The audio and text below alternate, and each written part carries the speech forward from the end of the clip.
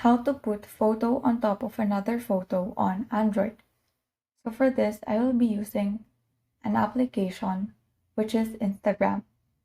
But you can also use other applications such as Lightroom. I'll use Instagram since this is more user-friendly and that everyone has Instagram installed on their phone. Then tap on your story, which you can find on the upper left corner of your screen. Now you will see photos from your gallery. Now select the photo and then tap on the stickers icon, which you can find on the upper part of your screen. Then scroll down until you see this icon.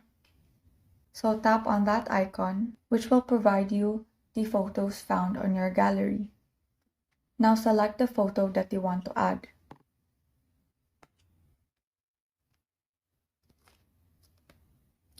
So you can do this multiple times to add multiple photos.